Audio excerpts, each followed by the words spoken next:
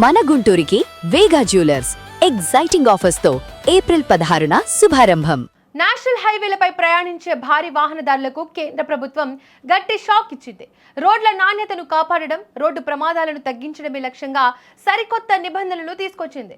ఇకపై పరిమితికి మించి లోడ్ తీసుకెళ్లే వాహనాలపై కనికరం లేకుండా జరిమానాలు విధించవచ్చు. ఏప్రిల్ 15, 2026 నుంచి అంటే నేటి నుంచి ఈ కొత్త national highways fourth amendment rules అమల్లోకి వచ్చాయి. నేషనల్ హైవేలపై ఇకపై ఓవర్లోడ్ బండ్లకు చుక్కలు కనిపించనున్నాయి.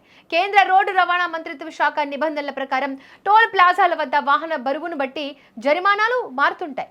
అనుమతించబడిన బరువు కంటే 10% నుంచి 40% మధ్యలో ఓవర్లోడ్ ఉంటే సాధారణ టోల్ రేటుకు 2 రేట్ల ఫీజు చెల్లించాలి.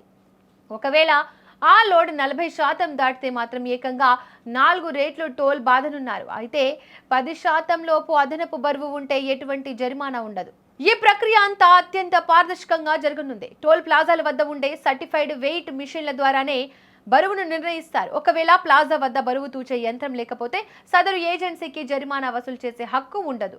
విశేషం ఏమిటంటే ఈ పెనాల్టీ మొత్తం కేవలం ఫాస్టాగ్ ద్వారానే వసూలు చేస్తారు. దీనివల్ల అవినీతికి ఆస్కారం ఉండదు. అంతేకాదు టోల్ ప్లాజా వద్ద కట్టేది కేవలం యూజర్ ఛార్జీ మాత్రమే. అసలు జరిమానా వేరేగా ఉంటుంది. ప్రతి ఓవర్లోడ్ వాహన సమాచారాన్ని ప్రభుత్వ వాహన్ పోర్టల్లో నమోదు చేస్తారు. దీని ఆధారంగా రవాణా శాఖ అధికారులు మోటార్ వెహికల్ చట్టం ప్రకారం విడిగా భారీ జరిమానాలు విధిస్తారు. సాధారణంగా ఓవర్లోడ్ వాహనాలకు కనీసం 20,000 జరిమానా ఉంటుంది. దానికి అదనంగా ప్రతి ఎక్స్ట్రా టన్నుకు మరో 2,000 ఫైన్ పడుతుంది. ఉదాహరణకు ఒక ట్రక్కు అనుమతించబడిన బరువు 20 టన్నులు అనుకుందాం. దానికి సాధారణ టోల్ 500 అయితే అది 30 టన్నుల లోడ్ తీసుకెళ్తే టోల్ ప్లాజా వద్ద 2,000 కట్టాలి. దానికి తోడు రవాణా శాఖ విధించే సుమారు 40,000 జరిమానా అదనం. అంటే ఒక్క ప్రయాణంతోనే వాహనదారుడికి భారీగా నష్టం వాటిల్లుతుంది. కాబట్టి వాహనదారులు నిబంధనలు పాటించడం క్షేమమని నిపుణులు సూచిస్తున్నారు.